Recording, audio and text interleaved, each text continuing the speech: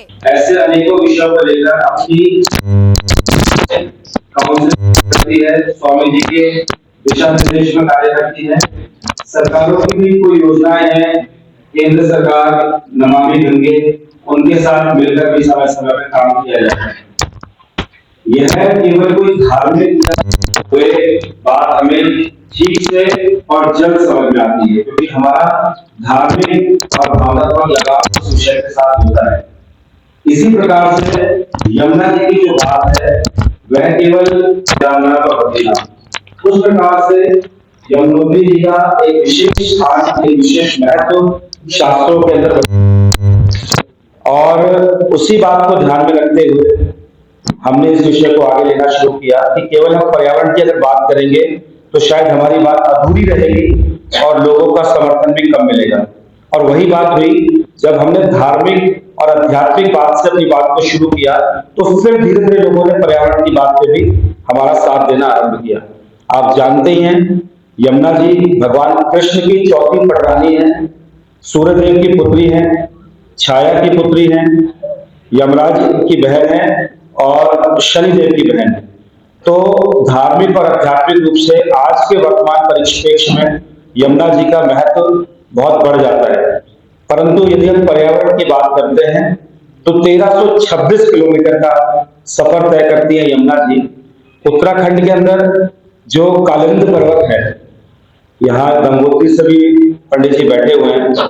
आप सोचते होंगे कि पत्रकार वार्ता में साधु भी बैठे हैं, पंडित भी बैठे हैं, ब्राह्मण भी बैठे हैं, तो यही असली कार्य है हमारा। और 1326 किलोमीटर में कालिंदी पर्वत की बंदरपूछ पहाड़ी से यमुना जी का उद्गम स्थल है। वहां से वो सफर तय करते हुए उत्तराखंड से आते हुए फिर लगभग 8 से 10 किलोमीटर वो पांवटा साहिब की बेल्ट तक आते हुए फिर उसके उपरांत हरियाणा में एंटर करती हैं।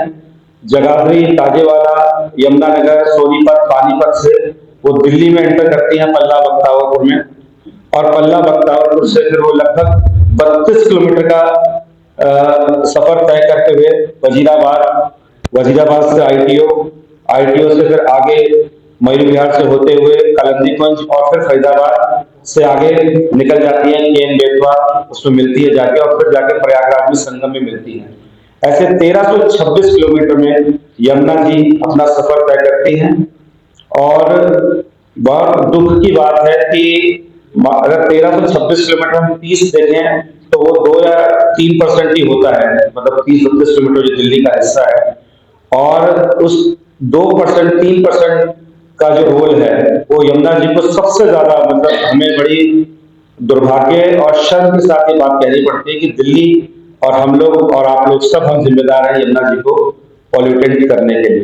हमारे मध्य में हमारे अनुरोध को स्वीकार करते हुए इतने व्यस्ततम शेड्यूल होने के बावजूद भी आपने हमारे आग्रह को स्वीकार करते हुए समय निकाला और आप हमारे मध्य में आए। तो मैं एक बार आप सभी से अनुरोध करना चाहूंगा, एक बार जोरदार करता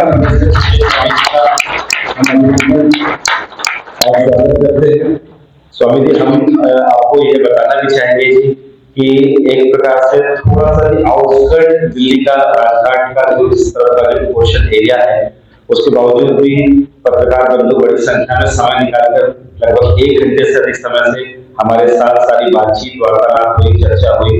और यमुना जी को लेकर और विशेष रूप से गंगा जी को लेकर जी आपका जो भी आपका जो विजन है, जो कार्य आप कर रहे हैं, जो किया है, वो सारा जितना हम रख पाए हमने अपने अनुसार ही रखा है।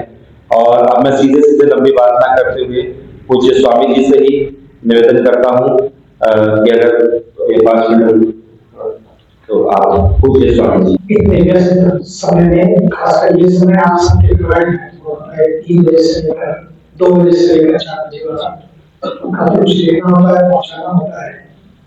आपने घर का प्रतीक्षा की, लेकिन तो प्रक्रिया चलती है सवारी से, लेकिन वहां से लेकर यहाँ पहुंचने में बहुत समय लगा। पुलिस की भी सहायता भी, लेकिन उसके बावजूद भी आने में समय लगा, इसके लिए क्षमा करें। नंबर 1, नंबर 2, दिल्ली देश की राजधानी है, सब पर संगम था, संगम के बिल्कुल सामने 12 एकड़ में बहुत सुंदर एरिया है, पूरा भारत दर्शन बाद में बनाया और वहीं पर था और वहीं पर मैंने देखा रात बिजली वही साफ कर रही थी और इस देश की राह कर रही वही साफ कर रही थी।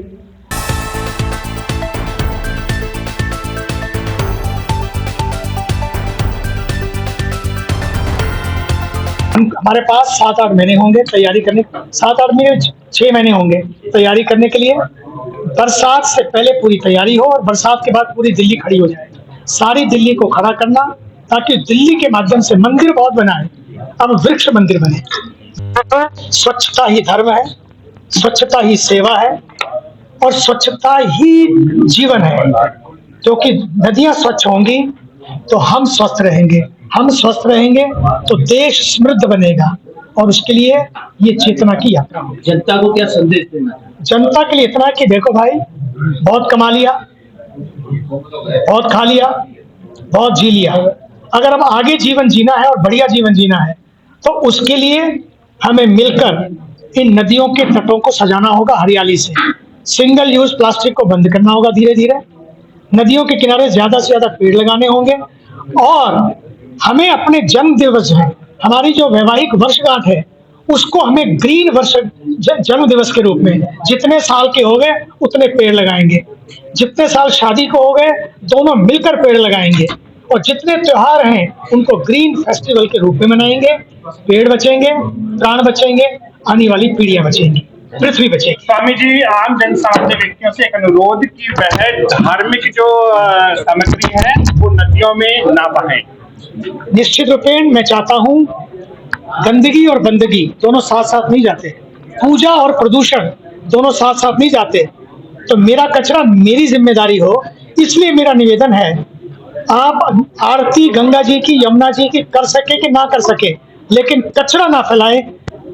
आरती से आपको पुण्य मिलेगा लेकिन कचरा फैलाने से पाप मिलेगा। ये कचरा फैलाना हिंसा है नदियों के प्रति, कचरा फैलाना ये क्राइम है नदियों के प्रति, मानवता के प्रति और पर्यावरण के प्रति। हेलो। आप